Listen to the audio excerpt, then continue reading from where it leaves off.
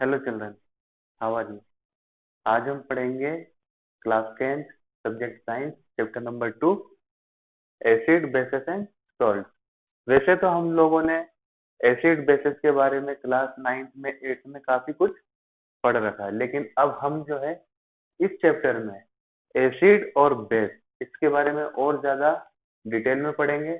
और ये पढ़ेंगे कि इनकी केमिकल प्रॉपर्टीज क्या होती है और ये किस तरीके से रिएक्ट करते हैं दूसरे मेटल के साथ, मेटल ऑक्साइड्स के साथ, नॉन मेटल्स के साथ ये कैसा बिहेवियर करते हैं। ओके, तो सबसे पहले हम स्टार्ट करेंगे एसिड के साथ। एसिड क्या होता है? सबसे पहले हम एसिड के बारे में जानेंगे कि एसिड होता क्या है और ये इसकी प्रॉपर्टीज क्या है। ओके, तो सबसे पहले पहली लाइन जो है, दिस आर सोर इन टेस्ट। कौन? एसिड। एसिड क्या होते हैं? सोर। सोर मतलब खट्टा। एसिड को अगर टेस्ट करेंगे तो वो क्या होते हैं? खट्टे। एग्जाम्पल क्या है इसका? इसका एग्जाम्पल है लाइम वाटर। जो अपना नींबू पानी वो क्या होता है? खट्टा होता है, वो भी एक एसिड ही है। They turn blue litmus to red. ये एक बहुत ही इंपॉर्टेंट लाइन है जो बार बार एग्जाम्स में भी आती है। क्यों? क्योंकि जब हम इसको चेक करते हैं, किसी भी सब्सटेंस को या किसी भी मिक्सचर को जब हमें चेक करना होता है कि ये एसिड है या बेस है, तो हम कैसे करते हैं? लिटमस पेपर के थ्रू ही इसको चेक करते हैं। अगर हमारा लिटमस पेपर ब्लू से जो उसका कलर है अगर रेड में कन्वर्ट हो जाता है तो इसका मतलब क्या है? ये एसिड है। फिर उसके बाद तीसरी प्रॉपर्टी क्या होती है एसिड की? They give H plus ion in aqueous solution. अब ये एक्वस सॉल्यूशन के अंदर H प्लस आयन देते हैं। H प्लस आयन मतलब क्या होता है? इसमें से हाइड्रोजन निकलती है, मतलब ये क्या करेगा? हाइड्रोजन को बाहर निकालता है। ओके, फिर उसके बाद एसिड कोरोड्स मेटल। एसिड की ये भी एक खास प्रॉपर्टी होती है। क्या? एसिड क्या करता है? कोरोड। कोरोड मतलब होता है कुरचना। यह कोरोजन भी जिसको हम बोलते हैं, जैसे आप लोगों ने देखा होगा लोहा, लोहे के अंदर क्या होता है? रस्टिंग हो जाती है, धीरे धीरे सड़ने लगता है ना वो। तो ये भी सेम वैसे ही करता है। एसिड क्या करेगा? एसिड अगर किसी मेटल के ऊपर गिर गया तो उसको खत्म करने लग जाता है। ओके, अब इसके एग्जाम्पल क्या है? ये एसिड जो होते हैं हमेशा क्या, दो टाइप के होते हैं। एक होते हैं स्ट्रॉन्ग एसिड और वीक एसिड। स्ट्रॉन्ग एसिड्स क्या होते हैं? हाइड्रोक्लोरिक एसिड और सल्फ्यूरिक एसिड। इसको हम क्या बोलते हैं? ये स्ट्रॉन्ग एसिड्स हैं।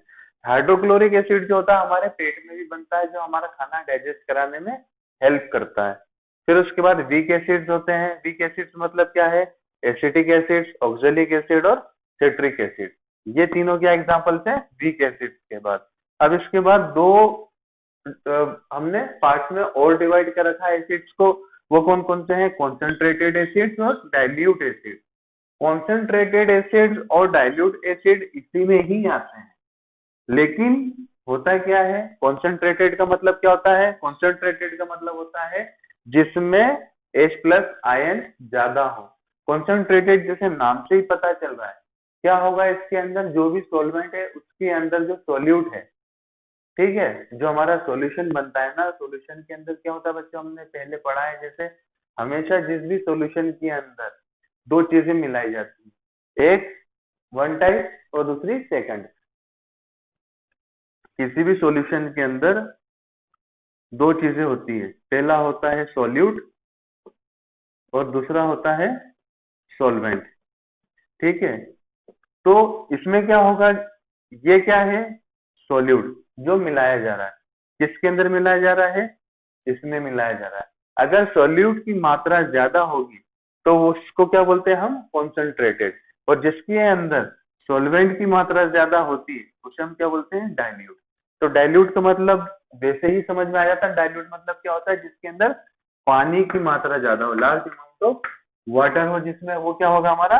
डाइल्यूट। ठीक, तो ये हमने पढ़ा है सिर्फ एसिड्स के बारे में कि एसिड होता है क्या है और इसकी थोड़ी सी प्रॉपर्टीज, और एक हमको इसका जनरल आइडिया मिल गया है। अब आगे हम पढ़ेंगे बेस के बारे में।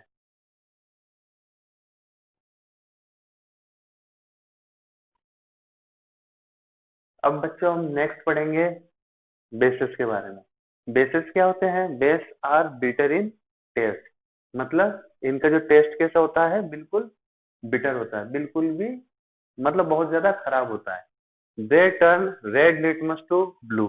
ये लाइन बहुत इंपॉर्टेंट है। सेम जैसे हमारा एसिड था, एसिड क्या करता था, एसिड क्या करता था, ब्लू लिटमस को, ब्लू लिटमस को रेड में कन्वर्ट करता था। तो ये क्या करता है, ये जस्ट इसका उल्टा करता है। ये रेड को, रेड लिटमस को ब्लू में कर देगा कन्वर्ट। जो लिटमस पेपर होता है, लिटमस पेपर एक ऐसी छोटी सी स्ट्रिप होती है पेपर की, ठीक है।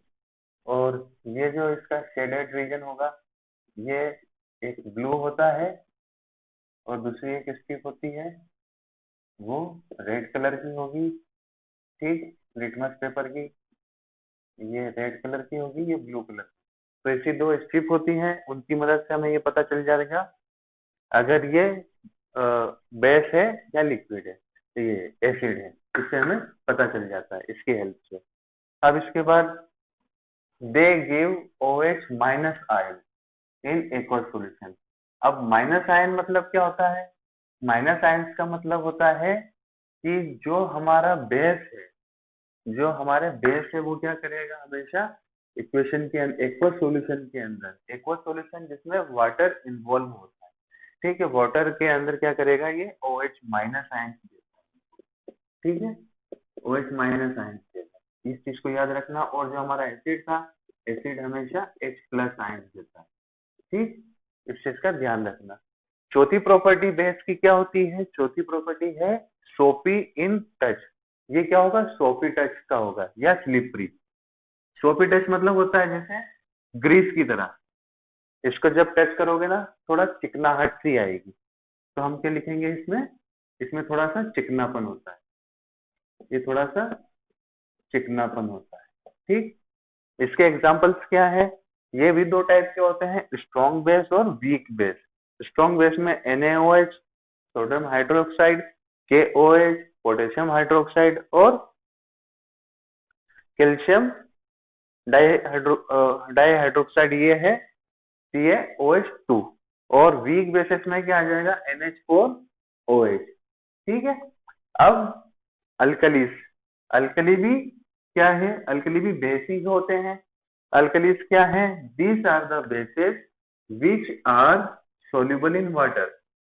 जो बेस, जो बेस वाटर के अंदर सोल्यूबल है, उन्हें हम क्या बोलते हैं, अल्कली बोलते हैं, ठीक है। ये इसकी डेफिनेशन याद कर लेना।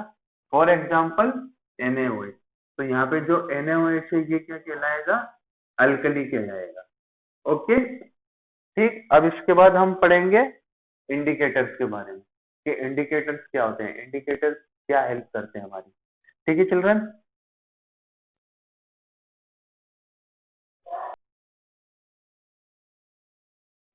ओके चिल्ड्रन, अब हम पढ़ने वाले हैं इंडिकेटर्स के बारे में। इंडिकेटर मतलब क्या होता है, इंडिकेटर का मतलब होता है किसी चीज की तरफ इशारा करना। तो यहाँ पर जो इंडिकेटर्स है हमें क्या बताते हैं कि कोई भी चीज, कोई भी सब्सटेंस, या तो वो एसिड है या बेस है, ठीक है, या तो वो एसिड है या बेस है, इसके बारे में कौन बताएगा, ये इंडिकेटर्स बताते हैं। तो इसकी डेफिनेशन क्या होगी, these are substances which change their color or smell in different type of substances। मतलब ये इंडिकेटर्स ऐसे सब्सटेंस होते हैं जो दूसरे सब्सटेंस के संपर्क में आने पर क्या करेंगे, या तो अपना कलर चेंज कर लेंगे या फिर उनकी स्मेल चेंज हो जाएगी। अब कितने टाइप के इंडिकेटर्स होते हैं, इंडिकेटर्स मेनली तीन टाइप के होते हैं। सबसे पहले आते हैं नेचुरल इंडिकेटर्स, फिर सिंथेटिक इंडिकेटर्स और फिर ऑलफैक्टरी इंडिकेटर्स। तो नेचुरल इंडिकेटर्स क्या है, नेचुरल इंडिकेटर्स वो इंडिकेटर्स हैं that are found in nature in plant, जो कि हमें प्लांट्स के द्वारा मिलते हैं। ये इंडिकेटर्स कौन कौन से हैं, सबसे पहले आ जाएगा लिटमस और फिर टर्मरिक, टर्मरिक मतलब हल्दी। ये दोनों इंडिकेटर्स क्या है, ये हमें क्या बताएंगे, एसिड और बेस के बारे में। लिटमस के बारे में हमें पता ही है कि ये क्या करता है, ब्लू लिटमस अगर रेड चेंज हो गया तो क्या हो एसिड, और अगर रेड अगर ब्लू में चेंज हो गया तो वो बेस हो जाएगा, ठीक है। तो ये लिटमस पेपर का टेस्ट हम लोगों को पता है। टर्मरिक क्या होता है, एसिड को, अगर टर्मरिक जो है, जो हमारी हल्दी, अगर किसी एसिड के ऊपर डाल दी जाए तो उसका कलर क्या चेंज हो जाता है, येलो में चेंज हो जाता है। ठीक है, तो इससे हमें पता चल जाएगा कि ये जो सब्सटेंस है ये क्या है, एसिड है। फिर उसके बाद आ जाता है synthetic indicator. Synthetic indicator, synthetic मतलब क्या होता है, जो मैन मेड होते हैं, जो मनुष्य द्वारा बनाए गए चीजें होती हैं, उनको क्या बोलते हैं हम, सिंथेटिक। ठीक, दीज आर केमिकल सब्सटेंसेस, ये क्या होते हैं, केमिकल सब्सटेंस होते हैं। जैसे कि इनके एग्जाम्पल क्या है, मिथिलीन ऑरेंज और फिनोक्सिलीन, ये दोनों किसके एग्जाम्पल है, सिंथेटिक इंडिकेटर्स के। फिर उसके बाद थर्ड में आ जाता है all factory indicator. This substances have different order in acid and base. All factory indicators क्या होते हैं, ये क्या करेंगे, हमें स्मेल के बारे में बताते हैं। ठीक है, ऑर्डर मतलब क्या होता है, स्मेल। ठीक, ये जो है ना, ये सेम चीज है। ऑर्डर मतलब क्या होता है, स्मेल।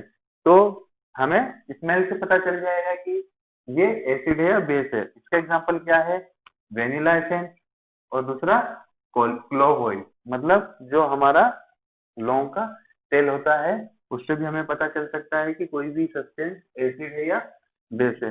ओके, अब इसके बाद नेक्स्ट हम पढ़ने वाले हैं chemical properties of acid and bases के बारे में।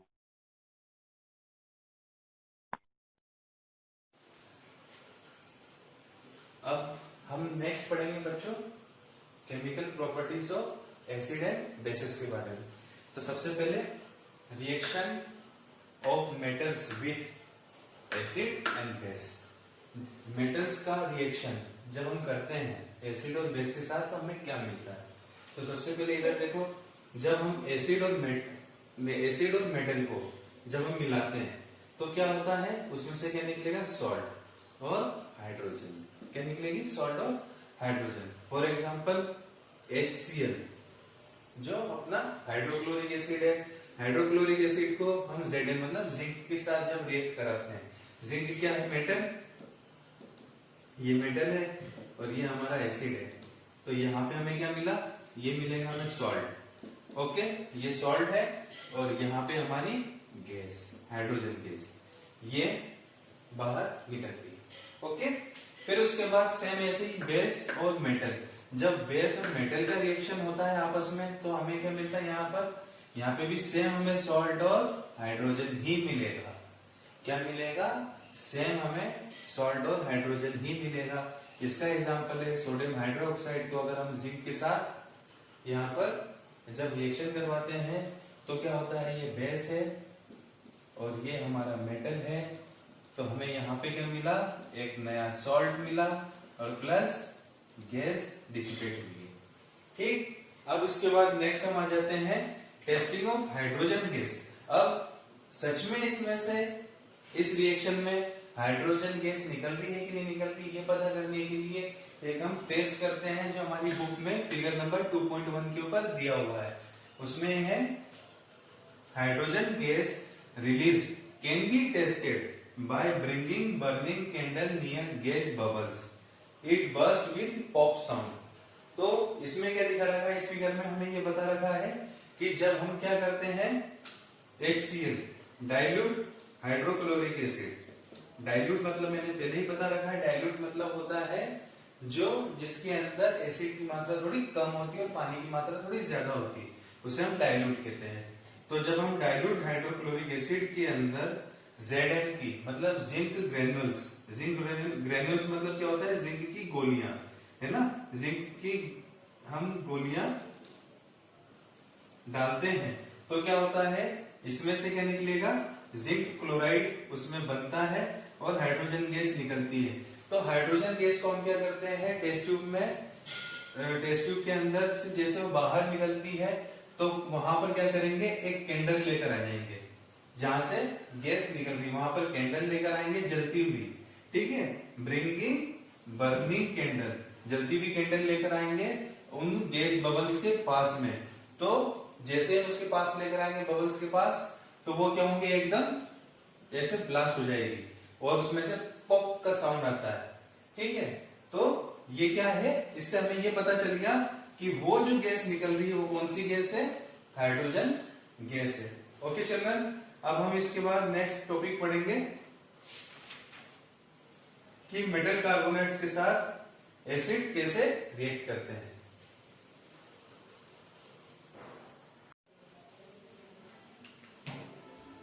सो चिल्ड्रन, अब हम स्टार्ट करेंगे हमारा next topic, reaction of metal carbonates and hydrogen carbonates with acid and bases.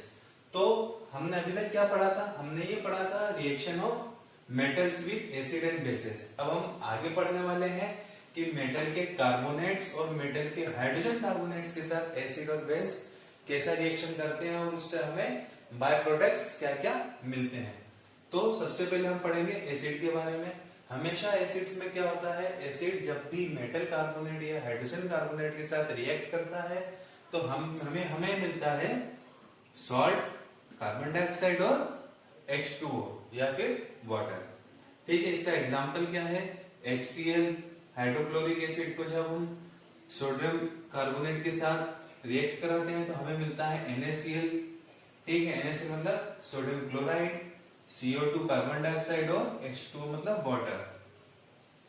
ठीक, फिर सेम ऐसे ही जब हम हाइड्रोक्लोरिक एसिड को सोडियम हाइड्रोजन कार्बोनेट के साथ रिएक्ट कराते हैं, जब सोडियम हाइड्रोजन कार्बोनेट के साथ रिएक्ट कराएंगे तो हमें क्या मिलेगा? NaCl मतलब सेम वही सोडियम क्लोराइड, CO2 मतलब कार्बन डाइऑक्साइड और वाटर। ठीक, देखिए कार्बोनेट जो होते हैं ना, कार्बोनेट्स के अंदर क्या, जब CO3 लगता है किसी भी मेटल के साथ, अगर CO3 लगा है तो वो क्या होगा? उसका कार्बोनेट। और ऐसे ही जो मेटल्स के साथ HCO3 लगा तो वो क्या कहलाएंगे? Hydrogen carbonates. इस चीज को याद रखना। फिर इसके बाद बेसेस। बेस के साथ क्या होता है? Bases do not react with metal carbonates and hydrogen carbonates. देखिए यहाँ पे एक इंपॉर्टेंट चीज हमें यहाँ पता चलती है कि एसिड तो क्या करते हैं, एसिड हमेशा मेटल कार्बोनेट और हाइड्रोजन कार्बोनेट के साथ रिएक्ट कर सकता है, लेकिन जो हमारा बेस होता है, बेस कभी भी रिएक्ट नहीं करेगा मेटल कार्बोनेट्स के साथ और हाइड्रोजन कार्बोनेट्स के साथ। ठीक है, अब इसके बाद हम पढ़ने वाले हैं testing of CO2 carbon dioxide. मतलब ये जो हमारी रिएक्शन थी, ठीक है, एसिड्स के साथ, इसमें क्या डिसिपेट होता है? CO2 निकल रही है। अब इसकी टेस्टिंग हम कैसे करेंगे? टेस्टिंग हम कैसे कर सकते हैं? हमने क्या किया, सोडियम हाइड्रोक्साइड लिया और उसके साथ CO2 मिलाया, तो क्या होगा? CO2 can be tested by passing it through lime water. Lime water से जब हम CO2 को पास करते हैं तो हम इसकी टेस्टिंग कर सकते हैं। तो हमने क्या किया, लाइम वाटर मतलब सोडियम हाइड्रोक्साइड लिया, इसको लेने के बाद हमने CO2 इसके अंदर पास कराया तो हमें क्या मिल गया? CaCO3 मतलब कैल्शियम कार्बोनेट मिला और वाटर मिला। ठीक, अब हमने क्या किया, इसमें थोड़ी ज्यादा और CO2 पास कराई। When access CO2 is passed, जब हमने ज्यादा CO2 इसमें पास कराई सॉल्यूशन के अंदर, CaCO3 के अंदर हमने क्या किया, और ज्यादा जब CO2 हमने पास कराया तो क्या हमें क्या मिलता है यहाँ पर? CaHCO3 मतलब कैल्शियम बाइकार्बोनेट। तो यहां से हमें पता चल जाता है कि हमने क्या किया है, CO2 को जब ज्यादा पास कराया तो हमारा जो प्रोडक्ट है वो क्या चेंज हो गया? कैल्शियम बाइकार्बोनेट में चेंज हो गया। जो पहले क्या था, कैल्शियम कार्बोनेट था, वो किसमें कन्वर्ट हो गया?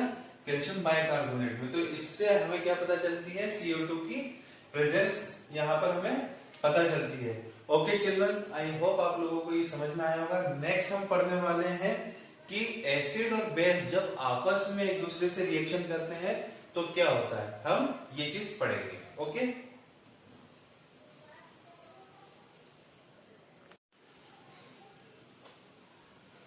ओके बच्चों, अब हम पढ़ने वाले हैं रिएक्शन ऑफ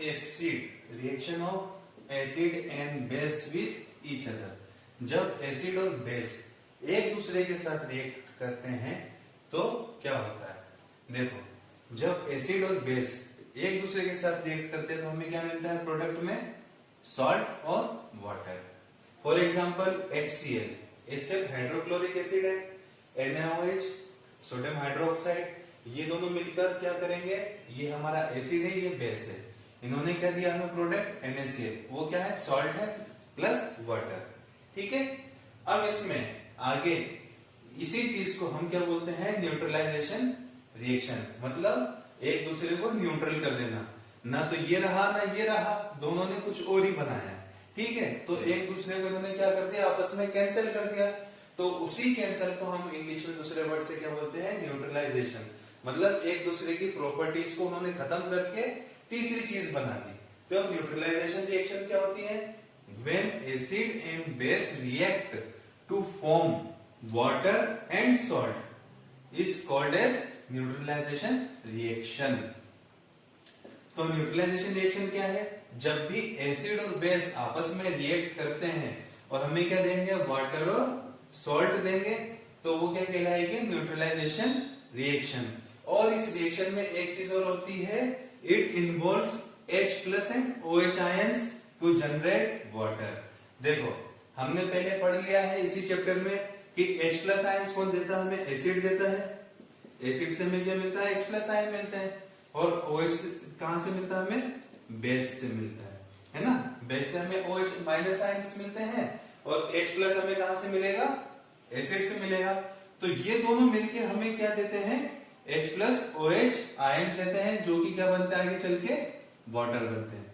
तो यहां तक हमने पढ़ लिया है। अब इसके बाद बच्चों हम नेक्स्ट पढ़ेंगे कि reaction of metal oxides, metal oxide का एसिड के साथ रिएक्शन कैसे होता है, ठीक है। मुझे लगता है कि इसमें आप लोगों को कोई डाउट नहीं आएगा, न्यूट्रलाइजेशन रिएक्शन आपको समझ में आ गई। रिएक्शन ऑफ एसिड और बेस जब एक दूसरे से रिएक्ट करते हैं तो क्या होता है, ठीक है, न्यूट्रलाइजेशन रिएक्शन क्या होती है। नेक्स्ट हम पढ़ेंगे reaction of metallic oxides with acids.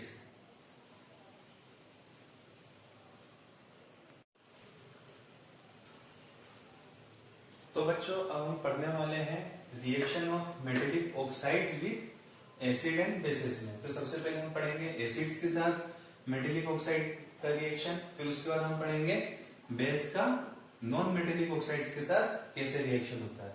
तो फर्स्ट रिएक्शन आप यहाँ पर देखो, एसिड और जब मेटेलिक ऑक्साइड मिलते हैं तो हमें क्या देंगे, प्रोडक्ट में सॉल्ट और वाटर देंगे, ठीक। ध्यान से देखो, एसिड और मेटेलिक ऑक्साइड मिलके हमें क्या देते हैं, सॉल्ट और वाटर देते हैं, ओके। फिर उसके बाद इसका एग्जांपल क्या होगा, ये देखो एग्जांपल है, जब हमारा हाइड्रोक्लोरिक एसिड और हमारा कैल्शियम ऑक्साइड जब मिलता है तो हमें क्या मिलता है, कैल्शियम क्लोराइड और वाटर। क्या मिलता है हमें, कैल्शियम क्लोराइड, ये क्या है, हमारा सॉल्ट है, और ये वाटर तो है ही। फिर उसके बाद reaction of non metallic oxides with base, non metallic oxide with base जब रिएक्ट करता है तो क्या मिलता है हमें, इसमें भी सेम वही सॉल्ट और वाटर ही हमें मिलेगा।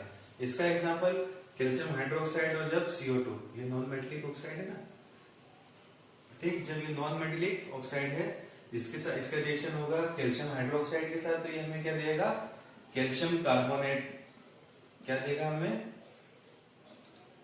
कैल्शियम कार्बोनेट, और साथ में क्या होगा इसके, वाटर।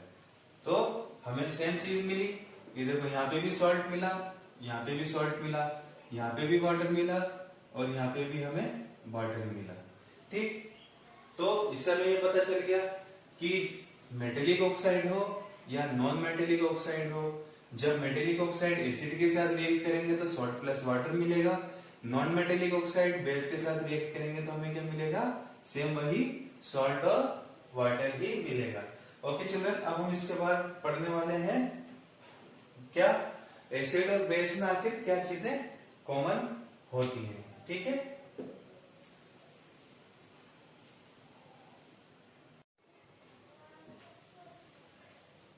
तो चिल्ड्रन अब हम पढ़ने वाले हैं हमारा नेक्स्ट टॉपिक जो है, what do all acid and bases have in common. इन जितने भी हमने एसिड्स और बेसेस के बारे में पढ़ा है, या जितने भी एसिड और बेसेस प्रेजेंट है, आखिर इनमें कॉमन चीज क्या होती है, इनमें कॉमन बात क्या होती है। कॉमन, हम एसिड और बेस के बीच में कोई तुलना नहीं कर रहे हैं, यहाँ पर हम एसिड और बेस के बीच में कोई कंपैरिजन नहीं कर रहे हैं। हम क्या कर रहे हैं, सारे एसिड्स और सारे बेस, उनमें क्या कॉमन होता है ये हम बता रहे हैं, ठीक है। हम क्या कर रहे हैं यहाँ पर, जो जितने भी एसिड्स हैं उनमें और जितने भी बेस हैं उनमें क्या चीजें कॉमन होती है, इसके बारे में हम यहाँ पे पढ़ रहे हैं। ठीक है, ऑल एसिड्स, सबसे पहले जितने भी एसिड्स हैं उनमें ये दो प्रॉपर्टीज हमेशा मिलेगी। ऐसे ही जितने ये बेस हैं उनमें भी ये प्रॉपर्टीज हमेशा मिलेगी। कौन सी प्रॉपर्टीज हैं? All acids have H+ ion. ये देखो H+ आयन। बच्चों इस चीज को हमेशा याद रखना और आप भूलना नहीं कि एसिड हमें क्या देता है, एसिड हमेशा H+ आयन देता है। All acids have H+ ion. ठीक है, ये H+ आयन क्या है? These H+ ions are responsible for their acidic properties. Acid की जितनी भी प्रॉपर्टीज हैं उसकी वजह क्या होता है? ये H+ आयन। H+ आयन का मतलब क्या होता है? जब भी कोई रिएक्शन होती है किसी भी रिएक्शन के अंदर, ये देखो ये हमारा हाइड्रोक्लोरिक एसिड है। हाइड्रोक्लोरिक एसिड को जब हम रिएक्ट करते हैं किसी भी मेटल के साथ तो हमें क्या मिलता है? यहाँ पे ZnCl मिलेगा और प्लस H2। ये हम पहले पढ़ चुके हैं। ठीक है, तो इसमें हमें क्या हुआ है? यहाँ पे देखो ये क्या है? ये 2HCl है, तो यहाँ पे इसका प्लस का निशान होता है और ये माइनस का निशान होता है ना। और जो मेटल है सेम ऐसे इसमें भी क्या होगा? अब जब ये इसका रिएक्शन होगा तो ये तो इसके साथ मिल गया, ये इसके साथ मिल गया, ये प्लस ये माइनस ये दोनों मिल गए, लेकिन ये जो प्लस था यहाँ पे, ये प्लस था, ये खाली रह गया। ठीक है, तो हमें क्या मिला है? एसिड्स के अंदर से H+ आयंस मिले। ठीक है, ये आयंस हमें मिल गए। किसमें से मिले हैं? एसिड्स में से मिले। ठीक, ऐसे ही जो हमारी नेक्स्ट इक्वेशन है किसकी? बेस की, उसमें भी यही होता है। उसमें क्या होगा? यही चीज होती है। जो हमारा बेस होता है, बेस जब भी रिएक्ट करता है तो उसमें से क्या निकलते हैं? OH के माइनस आयंस निकलेंगे। क्या निकलेंगे? माइनस आयंस निकलते हैं। और ये जो माइनस आयंस होते हैं, ये देखो OH के ये जो माइनस आयंस होते हैं ये क्या करते हैं? ये रेस्पॉन्सिबल होते हैं, responsible for their basic nature. जो उनका बेसिक नेचर होता है उसके लिए ये रेस्पॉन्सिबल होते हैं। तो ये जो H+ था, ये H+ और ये OH-, ये अभी हमारा जो नेक्स्ट टॉपिक आने वाला है इस चैप्टर में, pH फैक्टर है ना, pH वैल्यू जो हम फाइंड आउट करते हैं उसमें हम इसको थोड़ा और अच्छे तरीके से पढ़ेंगे कि आखिर H+ और OH- से होता क्या है और ये क्यों इतने इंपॉर्टेंट होते हैं एसिड और बेस, किसी भी एसिड और बेस के लिए, और इनसे हमें क्या पता चलता है और ये हमारी डेली लाइफ में कितने यूजफुल होते हैं। ठीक है, pH फैक्टर के बारे में हम लोग अभी पढ़ने वाले हैं, तो आगे कंटिन्यू रखेंगे इसको। नेक्स्ट टॉपिक हमारा होगा कि what happens to an acid और बेस इन वाटर सॉल्यूशन। जब वाटर सॉल्यूशन के अंदर एसिड और बेस क्या क्या होता है इसके बारे में हम अब आगे पढ़ेंगे।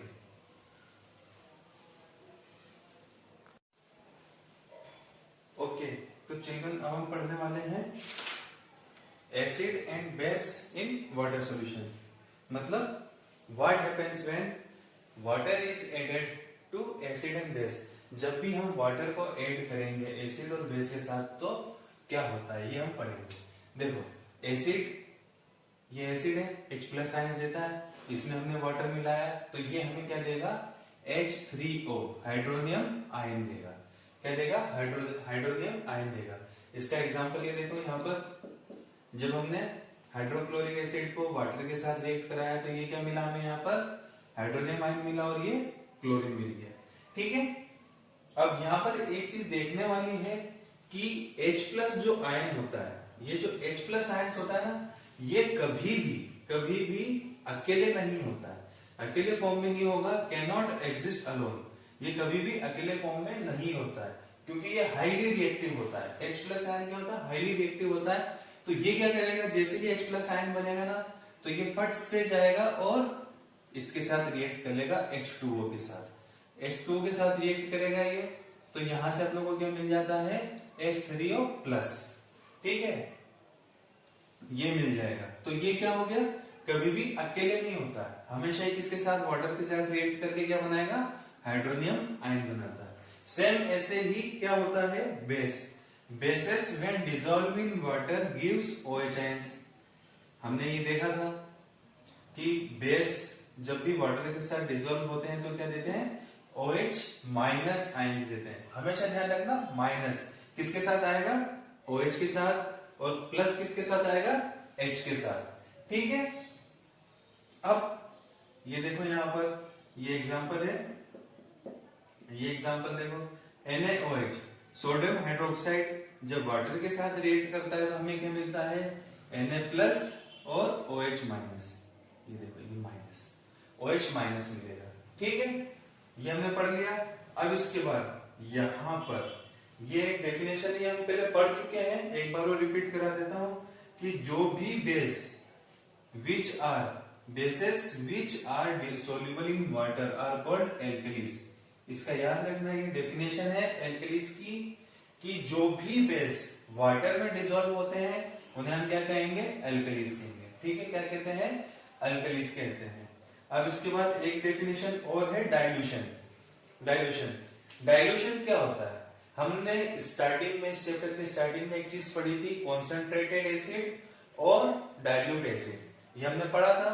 तो ये वही चीज है कि mixing N acid base with water results in decrease in concentration of H3O plus ions, OH minus ions per unit volume, and this process is called dilution। dilution मतलब क्या होता है, जब भी एसिड और बेस के अंदर, एसिड और बेस के अंदर हम वाटर को ऐड करते हैं, क्या करते हैं, ऐड, वाटर हमने ऐड किया है एसिड और बेस में, तो क्या होता है इसके अंदर जैसे हम ऐड करेंगे तो इसका जो कॉन्सेंट्रेशन वो क्या हो जाएगा, थोड़ा लिक्विड हो जाता है। ठीक है, decrease in concentration of H3O plus ion और OH माइनस आयंस, तो ये यहाँ पे कम होगा, डिक्रीज। ठीक है, जैसे ही डिक्रीज होते हैं, डिक्रीज हो गए। देखो किसी भी चीज के अंदर हम अगर पानी मिला दें तो क्या होगा, मिक्सचर क्या हो जाता है, थोड़ा सा हल्का हो जाता है। तो इसी हल्केपन को हम लोग केमिस्ट्री के लैंग्वेज में क्या बोलते हैं, डाइल्यूशन या डाइल्यूट होना। ठीक है, थोड़ा सा ज्यादा इसके अंदर क्या हो जाएगा, पानी मिलाने से कोई भी चीज कॉन्सेंट्रेटेड है, गाढ़ी है, तो वो क्या हो जाएगी, गाढ़े से क्या हो जाएगा, नॉर्मल आ जाएगा, फिर उसके बाद थोड़ा और हल्का हो जाता है। ठीक है, जैसे हमने इंक ली, किसी भी इंक के अंदर हम पानी मिलाते हैं तो उसका कलर चेंज हो जाता है, पहले डार्क ब्लू रहेगा, फिर डार्क ब्लू से लाइट ब्लू आएगा, फिर थोड़ा सा और हल्का हो जाएगा। ये भी हमने पहले पढ़ रखा है कि किस तरीके से पानी मिलाने से चीजें डाइल्यूट हो जाती हैं। ठीक है, और फिर उसके बाद क्या होता है, सेम इस प्रोसेस को हम क्या बोलते हैं, डाइल्यूशन। और एंड द एसिड और base is said to be diluted. और कोई भी एसिड या बेस के अंदर जब हमने पानी मिलाया तो पानी मिलाने के बाद हम उस एसिड और बेस को क्या बोलेंगे, डाइल्यूटेड, मतलब उसके अंदर हमने पानी ऐड किया हुआ है। ठीक है, किसी भी एसिड है, एसिड दो टाइप के होते हैं, कॉन्सेंट्रेटेड और डाइल्यूट एसिड। तो कॉन्सेंट्रेटेड एसिड जो होता है ना, बहुत ही खतरनाक होता है, क्योंकि उसके अंदर हाईली रिएक्टिव होता है, वो बहुत ही ज्यादा हाईली रिएक्टिव होगा। तो कभी भी हम एक्सपेरिमेंट करते समय जब भी कॉन्सेंट्रेटेड HCl की बात करें या कॉन्सेंट्रेटेड H2SO4 की बात करें, सल्फ्यूरिक एसिड या हाइड्रोक्लोरिक एसिड की बात करें, जब भी हम कॉन्सेंट्रेटेड को यूज करेंगे तो क्या करते हैं, उसकी बूंदे, ठीक है, ड्रॉप्स, बूंदे डालेंगे। ठीक है, नहीं तो क्या होगा, ये किसी भी रिएक्शन में जब हमने कॉन्सेंट्रेटेड एसिड की बात की और उसको यूज किया तो बूंदे डालते हैं, बूंद बूंद करके डालेंगे। अगर एक साथ डाल दिया तो एकदम गर्म होकर ब्लास्ट होने के चांसेस बहुत ज्यादा होते हैं। ठीक है, और यहीं पर इसकी जगह अगर हम डाइल्यूटेड एसिड का यूज करते हैं तो हम उसको एक पानी के तौर पर भी यूज कर सकते हैं। एसिड की प्रॉपर्टी तो उसमें होगी, लेकिन वो इतना ज्यादा हार्मफुल नहीं होता जितना ज्यादा हार्मफुल कौन सा होता है, कॉन्सेंट्रेटेड एसिड हार्मफुल होता है। आई होप बच्चों आप लोगों को ये समझ में आ गया होगा। अब इसके बाद हम नेक्स्ट पढ़ने वाले हैं हाउ स्ट्रॉन्ग आर एसिड और बेस सॉल्यूशंस, या फिर पीएच वैल्यू के बारे में हम पढ़ेंगे।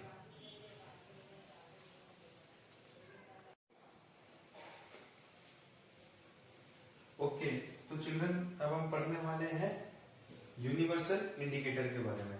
अब हमें ये तो पता चल गया कि हमने एसिड और बेस के बारे में पढ़ लिया है, ठीक है, एसिड और बेस के बारे में पढ़ लिया है, लेकिन हमें ये कैसे पता चलेगा कि कौन सा एसिड स्ट्रॉन्ग है या कौन सा एसिड कम स्ट्रॉन्ग है या वीक है, कौन सा बेस ज्यादा पावरफुल है या कौन सा बेस कम पावरफुल है।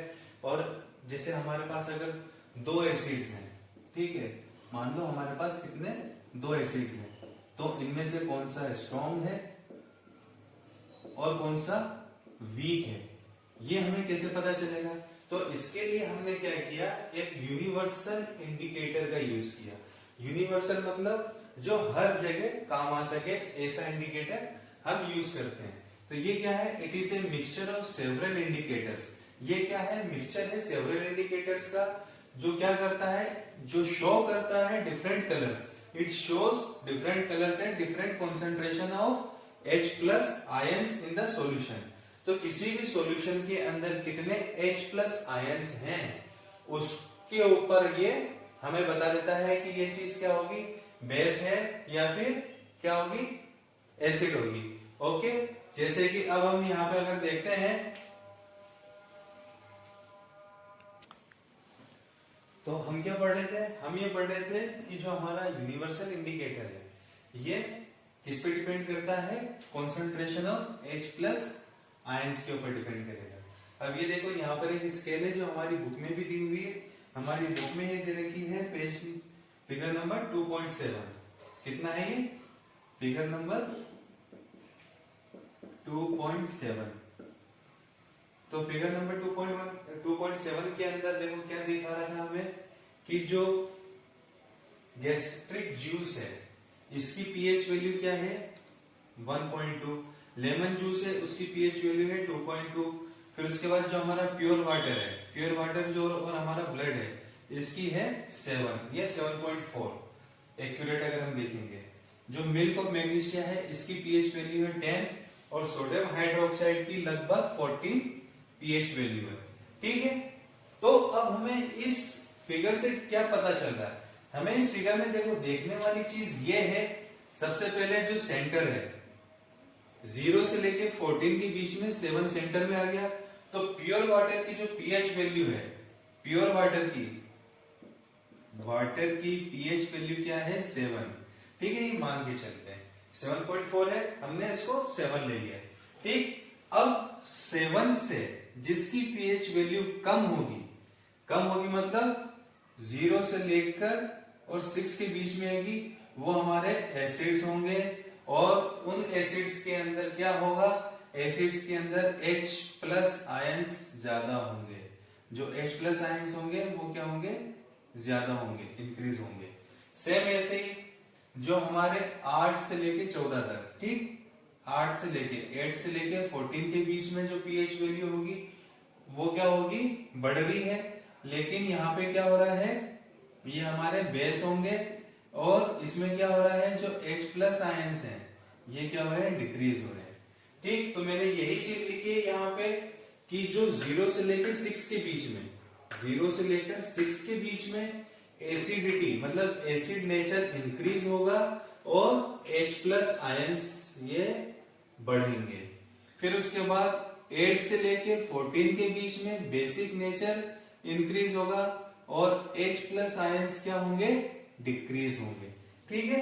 तो ये हम लोगों ने पढ़ लिया यहां तक कि यूनिवर्सल इंडिकेटर क्या होता है, पीएच वैल्यू क्या होती है, और फिर उसके बाद थोड़ा सा और हम पढ़ेंगे तो हमको ये पता चल गया कि show the strength of acid and base depend on the number of H plus ions and OH minus ions produced, ठीक है। तो किसी भी एसिड और बेस की जो स्ट्रेंथ है कि मतलब वो कितना ज्यादा स्ट्रॉन्ग है या वीक है, ये हमें कैसे पता चलेगा, उसके अंदर प्रेजेंट H प्लस और OH माइनस आयंस की हेल्प से हमें पता चल जाएगा, ठीक है। अगर ज्यादा H प्लस आयंस होंगे तो एसिड स्ट्रॉन्ग होगा, अगर लेस H प्लस आयंस होंगे तो एसिड वीक होगा, ठीक है। यहाँ पे देखो H प्लस आयंस ज्यादा हो रहे हैं 0 से लेके 6 के बीच में, तो क्या हो रहा है, एसिडिटी बढ़ रही है, मतलब एसिड नेचर बढ़ रहा है। और यहाँ पे H प्लस आयंस डिक्रीज हो रहे हैं 8 से लेके 14 के बीच में, तो क्या हो रहा है, बेसिक नेचर बढ़ रहा है। लेकिन H प्लस डिक्रीज हो रहे हैं तो इंक्रीज क्या होगा, यहाँ पे OH माइनस आयंस इंक्रीज होंगे। ठीक है, यहाँ पे क्या होंगे, OH माइनस आयंस इंक्रीज होंगे और H प्लस आयन डिक्रीज होंगे बेस में। और यहाँ पे H प्लस आयंस इंक्रीज होंगे 0 से लेके 6 के बीच में और OH माइनस आयन यहाँ पे डिक्रीज होंगे। ठीक, अब इसके बाद हम पढ़ेंगे इंपॉर्टेंस ऑफ पीएच। पीएच मतलब क्या होता है, पीएच ये हम लिखते हैं, ये है पावर ऑफ हाइड्रोजन। ठीक है, इसको क्या बोलते हैं, पावर ऑफ हाइड्रोजन। तो पीएच का हमारी डेली लाइफ में, एवरीडे लाइफ में पीएच का क्या महत्व है, क्या इंपॉर्टेंस है, ये हम आगे पढ़ेंगे।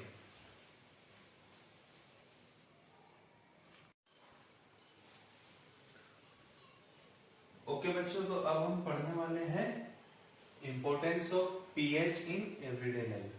पीएच वैल्यू का या पीएच का हमारी डेली लाइफ में क्या इंपॉर्टेंस है। ठीक है, तो सबसे पहले plants need specific pH for their growth. सबसे पहली बात क्या आती है, सबसे पहली बात ये आती है कि जो प्लांट्स होते हैं उनको अपनी ग्रोथ के लिए सोइल में एक स्पेसिफिक पीएच वैल्यू की जरूरत होती है। अगर ये पीएच वैल्यू कम या ज्यादा हुई तो उनकी ग्रोथ सही से नहीं हो पाती।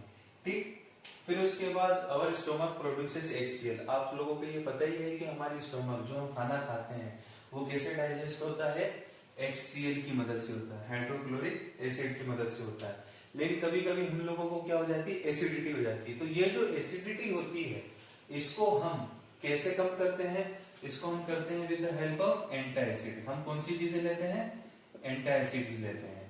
ठीक है, एंटासिड्स क्या है, एंटासिड्स ऐसे प्रोडक्ट्स होते हैं जो, जैसे कि एग्जांपल इनो, हम इनो खाते हैं, जब हमें एसिडिटी होती है तो उसमें क्या प्रेजेंट होता है, एंटासिड्स होता है। एंटासिड्स क्या करेंगे, हमारे अंदर जो एसिड बढ़ गया है जिसकी वजह से हमें एसिडिटी हो गई तो उसको ये कम कर देते हैं।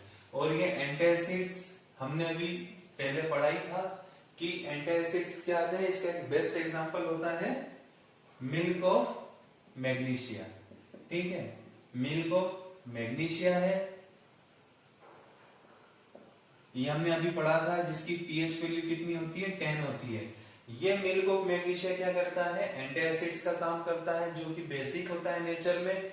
और ये क्या करेगा, हमारी एसिडिटी को रिड्यूस कर देता है। एसिडिटी को रिड्यूस करेगा तो हमें थोड़ा सा रिलीफ मिलता है पेट के दर्द से, और जो भी हमारे पेट के अंदर गड़बड़ी हो रही है वो सब ये ठीक कर देता है।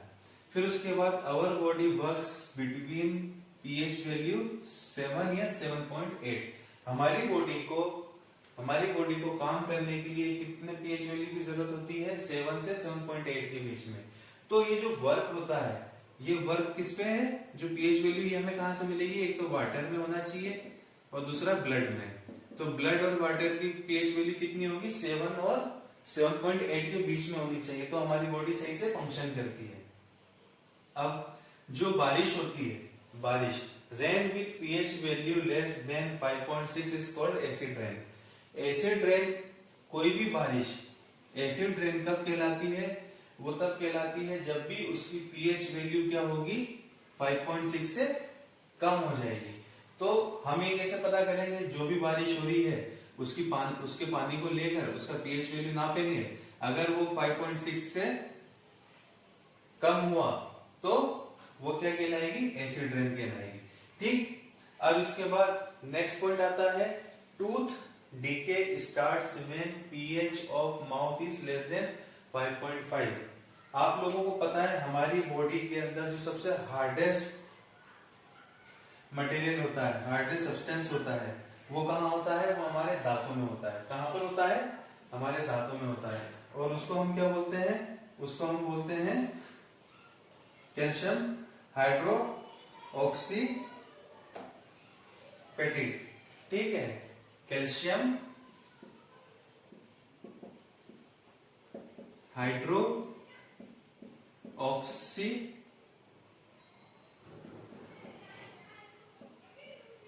उक्सियर पेटिट। ठीक है, तो ये क्या है, ये हमारी बॉडी के अंदर सबसे हार्डेस्ट सब्सटेंस प्रेजेंट है। ये कहां पर होता है, हमारे दांतों के अंदर, इनेमल में। ठीक, तो क्या होता है कि अगर मान लो अब ये टूटता तो नहीं है, हार्डेस्ट है तो टूटेगा नहीं, लेकिन ये सड़ता है। सड़ता कब है, जब हम अपने दांतों को ब्रश नहीं करते हैं तो क्या होता है, धीरे धीरे एसिड की वजह से क्या होने लगता है, एसिड्स की वजह से क्या होता है, ये धीरे धीरे सड़ने लगता है। और सड़ने लगता है, और सड़ते सड़ते जब इसकी पीएच वैल्यू 5.5 से कम हो जाती है तो ये हमारे दांत गिरने लगते हैं, सड़ने स्टार्ट हो जाते हैं। सड़ेंगे फिर उसके बाद गिरने लग जाएंगे। तो कभी भी हम क्या करते हैं कि हमारे बॉडी के, हमारे जो टीथ है, टीथ को ब्रश करने के लिए क्यों बोलते हैं, टीथ को ब्रश करने के लिए इसीलिए बोलते हैं कि उसका जो पीएच वैल्यू है वो 5.5 से ज्यादा ही रहे। तो जो हमारा टूथपेस्ट होता है, टूथपेस्ट के अंदर क्या मौजूद है, टूथपेस्ट के अंदर मौजूद होता है बेस। ठीक है, बेस मौजूद होता है। ये क्या करेगा, हमारे दांतों के अंदर से जो भी एसिड्स है उसको कम कर देगा और पीएच वैल्यू को मेंटेन करके रखेगा, ताकि हमारे दांत जल्दी से सड़े नहीं, गले नहीं। ठीक है, अब इसके बाद हम पढ़ेंगे self defence bye honey bee and nettle leaves. PH value क्या करती है, हनी बी और जो नेटल लीव्स है इनकी भी हेल्प करती है। कैसे करती है, इनमें क्या होता है आपको पता है, हनी बी मतलब मधुमक्खी। मधुमक्खी के अंदर क्या होता है, मधुमक्खी का जो डंक होता है उसमें क्या होता है, मेथेनोइक एसिड होता है। जो मेथेनोइक एसिड होता है वो क्या करेगा, हमको अगर मधुमक्खी काट लेती है तो उसके काटने से क्या होता है, हमें दर्द होता है। तो वहां पर हम क्या करते हैं, उस जो मधुमक्खी का जो डंक था ना, उस डंक के अंदर क्या रहता है, मेथेनोइक एसिड रहता है, जो हमें बहुत ज्यादा पेन देता है। तो उस दर्द को कम करने के लिए हम क्या यूज कर सकते हैं, बेकिंग सोडा का इस्तेमाल कर सकते हैं हम। ठीक है, अगर बेकिंग सोडा को हम थोड़ा सा रगड़ दें जहां पे हमको मक्खी ने काटा है, तो उससे क्या होगा, हमें उस दर्द से थोड़ा आराम मिल जाता है। ऐसे ही एक पत्तियां होती है नेटल लीव्स। नेटल लीव्स ऐसी पत्तियां होती है जिनके ऊपर क्या लगे होते हैं, कांटे लगे होते हैं। तो वो भी अगर हमारे शरीर में चुभ जाते हैं तो उसकी वजह से क्या होगा, हमें दर्द होता है, तकलीफ होती है। तो वही उसमें भी क्या होता है, मेथेनोइक एसिड होता है, जिस जो उनके हनी बी और नेटल लीव्स के सेल्फ डिफेंस में उनके काम आता है। ठीक, और इसको अगर हमें हो जाए, अगर हमें किसी मधुमक्खी ने काट लिया तो हम क्या करेंगे, बेकिंग सोडा को यूज करके उसको थोड़ा सा उस जगह पे लगाएंगे तो हमें उस दर्द से आराम मिल जाता है। ठीक, अब इसके बाद हम पढ़ने वाले हैं बच्चों सॉल्ट्स के बारे में, कि सॉल्ट्स क्या होते हैं, उनके डेली लाइफ में यूजेस क्या क्या होते हैं।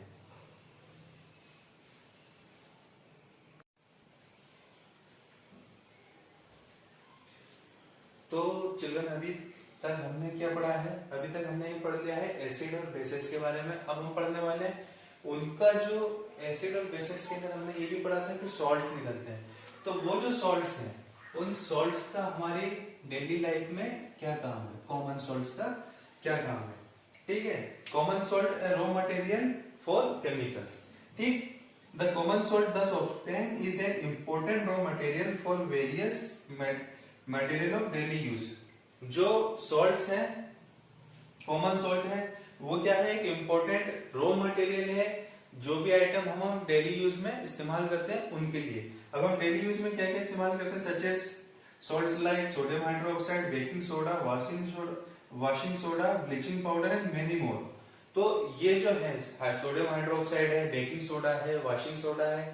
ठीक, तो ये सब क्या है, डेली यूज में आने वाले सॉल्ट्स हैं। अब इनका इस्तेमाल कैसे होता है और कहां पर होता है, इसके बारे में हम पढ़ेंगे। तो सबसे पहले हम पढ़ेंगे सोडियम हाइड्रोक्साइड के बारे में। सोडियम हाइड्रोक्साइड जिसका फॉर्मूला क्या है, NaOH है। ये कैसे मिलता है हमको, when electricity is passed through an aqueous solution of NaCl, it decomposes to form NaOH। जो हमारा फिगर है, फिगर 2.8, ठीक है, फिगर 2.8 पे इसका हमें एक डायग्राम दिया हुआ है। उस डायग्राम से हमें ये पता चलता है कि जब हम इलेक्ट्रिसिटी पास करते हैं किसमें, NaCl के सॉल्यूशन में, तो उसमें क्या होता है, NaOH डिकम्पोज हो जाता है। ठीक, ये देखो NaCl है, पानी के अंदर है, एक्वा सॉल्यूशन मतलब पानी का सॉल्यूशन, ठीक। तो उसमें हमें क्या मिलेगा, हमको सोडियम हाइड्रोक्साइड मिलेगा, क्लोरीन गैस होगी और हाइड्रोजन गैस। ओके, तो अब इसका यूज कहां पर होता है? इसका यूज सबसे पहले होता है, it is use to make soap and detergent. तो सोप और डिटर्जेंट बनाने में ये सोडियम हाइड्रोक्साइड काम में आता है। फिर उसके बाद पेपर मैन्युफैक्चरिंग के काम में आता है। थर्ड, ऑयल की रिफाइनिंग में काम आता है, ठीक। फिर उसके बाद चौथा नंबर है पीवीसी, पॉलीविनाइल क्लोराइड, ठीक है, जो हमारे प्लास्टिक का सामान जो बनता है पीवीसी का, उसके मैन्युफैक्चरिंग में सोडियम हाइड्रोक्साइड काम में आता है। और लास्ट में it is used as pesticides, ठीक। तो ये इसका यूजेस थे, किसके? सोडियम हाइड्रोक्साइड के। कैसे बनता है वो हमने देख लिया, इसके यूजेस हमने पढ़ लिए हैं, ठीक। अब इसके बाद हम पढ़ने वाले हैं ब्लीचिंग पाउडर के बारे में।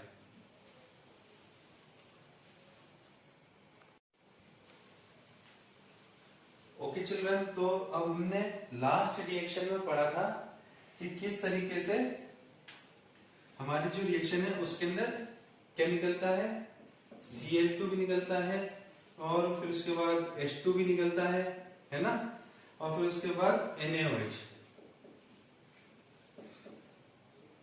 हमने सोडियम हाइड्रोक्साइड के बारे में पढ़ा था पहला, कि वो कैसे हमने प्रोड्यूस किया था। फिर उसके बाद अब हम पढ़ रहे हैं ब्लीचिंग पाउडर के बारे में, कि ब्लीचिंग पाउडर कैसे बनता है, ठीक। इसका केमिकल फॉर्मूला है CaOCl2, ठीक। It is produced by the action of chlorine on dry slagged lime. ये क्या है? कैल्शियम हाइड्रोक्साइड है, इसके ऊपर ये हमने Cl2 का रिएक्शन कराया, ठीक है। Cl2 ये हमें कहां से मिलेगी? ये हमें मिली है यहां से। जो हमारी फर्स्ट रिएक्शन थी ना, सोडियम हाइड्रोक्साइड जब हमने बनाया था, तो उसके अंदर जो Cl2 निकली थी, उस क्लोरीन गैस को हम यहाँ पे यूज करते हैं और सोडियम हाइड्रोक्साइड के साथ इसका रिएक्शन करवाते हैं। तो ये हमें क्या देता है? ये हमें देता है ब्लीचिंग पाउडर, ठीक। और इस ब्लीचिंग पाउडर के साथ हमें क्या मिलता है? वाटर, ठीक। अब यहाँ पर हम इसके यूजेस पढ़ेंगे कि ये जो ब्लीचिंग पाउडर हमने बनाया है, इस ब्लीचिंग पाउडर का हमारे डेली यूज में क्या काम आता है। तो फर्स्ट ऑफ ऑल क्या काम आता है? Bleaching of cotton and linen in industries. जो टेक्सटाइल इंडस्ट्री है, जो कपड़ा इंडस्ट्रीज है, उसके अंदर कॉटन और लिनन के ब्लीचिंग में ये काम में आता है। सेकेंडली ये काम में आता है पेपर इंडस्ट्रीज के अंदर वुड को ब्लीचिंग करने के लिए। और फिर उसके बाद ये ऑक्सीडाइजिंग एजेंट का काम करता है केमिकल इंडस्ट्रीज के अंदर, ठीक है। बहुत इंपॉर्टेंट प्रॉपर्टी है इसकी, ऑक्सीडाइजिंग एजेंट है ये, जो कहां पे यूज होता है? केमिकल इंडस्ट्रीज के अंदर यूज होता है। फिर उसके बाद एक और इम्पोर्टेंट काम जो इसका बहुत इंपॉर्टेंट काम होता है वो है डिसइंफेक्टिंग ड्रिंकिंग वाटर। जो हम पानी पीते हैं उसके अंदर अगर कोई बैक्टीरिया आ जाए, पानी गंदा हो, खराब हो, तो हम क्या मिलाते हैं? ब्लीचिंग पाउडर मिलाते हैं। उसकी मदद से क्या होता है? वो हमारा पानी पीने योग्य बन जाता है, पीने लायक बन जाता है, ठीक। फिर उसके बाद bleaching washed cloth in laundries, ठीक। फिर उसके बाद जो हम कपड़े धुलाई के लिए देते हैं लॉन्ड्री में, वहां पर भी ब्लीचिंग पाउडर का इस्तेमाल होता है, ठीक। अब इसके बाद हम पढ़ेंगे नेक्स्ट बेकिंग सोडा के बारे में।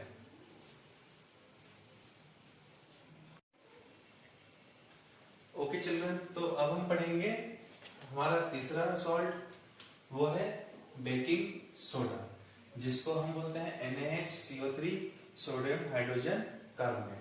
तो सोडियम हाइड्रोजन कार्बोनेट ये किसकी मदद से मिलता है? It is produced using sodium chloride as one of the raw material. ये हमें मिलता है sodium chloride as a raw material. जब यूज किया जाता है तो हमें NaHCO3 मिलता है। ये देखिए, ये इसकी इक्वेशन है। NaCl सोडियम क्लोराइड को वाटर के साथ जब हम कार्बन डाइऑक्साइड मिलाते हैं और अमोनिया मिलाते हैं तो क्या मिलेगा हमें? एक तो मिलेगा अमोनियम क्लोराइड और दूसरा मिलता है हमें सोडियम हाइड्रोजन कार्बोनेट। अच्छा, इसका एक जो इस्तेमाल होता है, ये देखिए, ये बहुत इंपॉर्टेंट यूज है।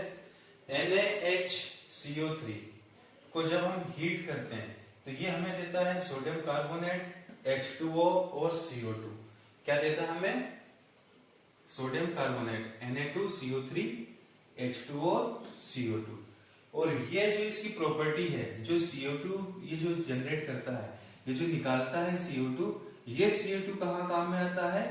फायर एक्सटिंग्विशर के काम में आता है, आग बुझाने के काम में आता है, एक्सटिंग्विश करने के काम में आता है।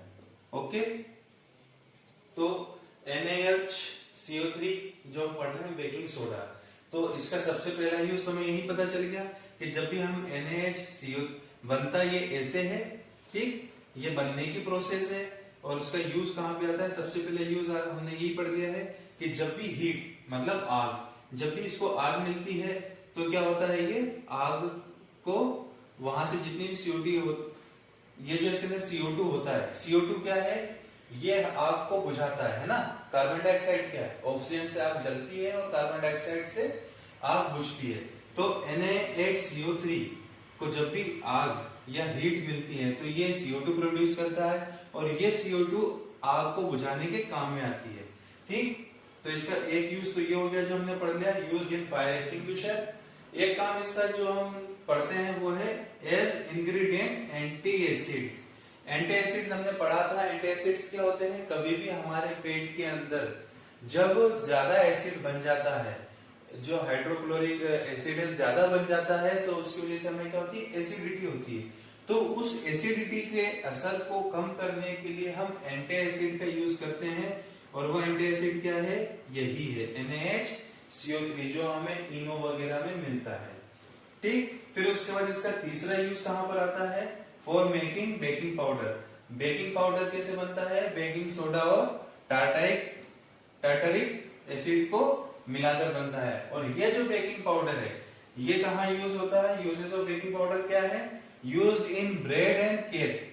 जो भी हमने देखा जो हमारे ब्रेड वगैरह या हमारे जो केक हैं, ब्रेड और केक जो बनते हैं बेकरी में, वो क्या यूज करते हैं? बेकिंग पाउडर का। और वो किस काम में आते हैं? वो ब्रेड और केक को क्या करेंगे? सॉफ्ट और स्पंजी बना देते हैं, ठीक है बच्चों।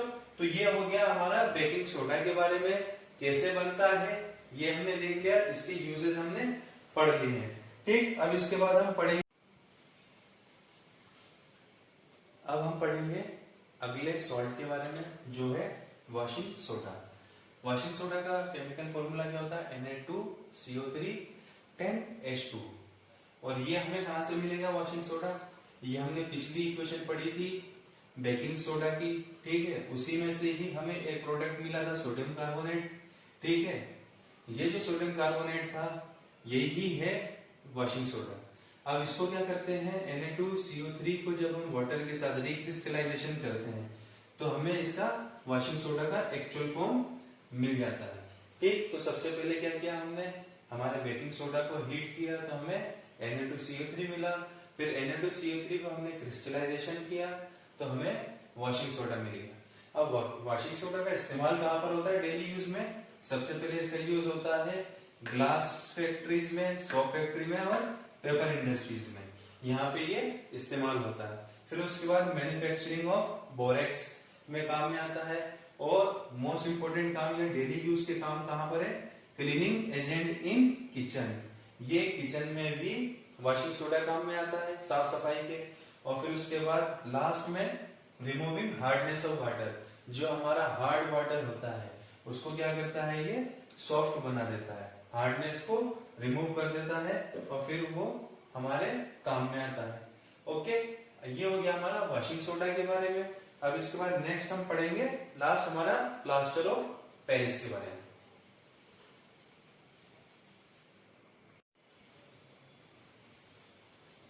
ओके, तो हमारा जो लास्ट सॉल्ट है प्लास्टर ऑफ पेरिस, या फिर इसका केमिकल नेम क्या है? Calcium sulphate hemihydrate, CaSO4 half H2O। क्या बोलते हैं इसको? कैल्शियम सल्फेट हेमीहाइड्रेट, ठीक। व्हेन हीटिंग जिप्सम, जिप्सम का केमिकल फॉर्मूला क्या है? CaSO4 2H2O eight 100 degree Celsius या फिर 373 kelvin. It loses water molecules and becomes POP। POP मतलब प्लास्टर ऑफ पेरिस। ये अगर हम जिप्सम को 100 डिग्री सेल्सियस पर हीट करते हैं तो वो क्या करेगा? अपने वाटर मोलिक्यूल्स को लूज कर देता है और उसमें से वाटर मोलिक्यूल्स अगर हट जाते हैं तो वो क्या बन जाता है? प्लास्टर ऑफ पेरिस बन जाता है। यही plaster of Paris it is a white powder on mixing with water it changes in gypsum.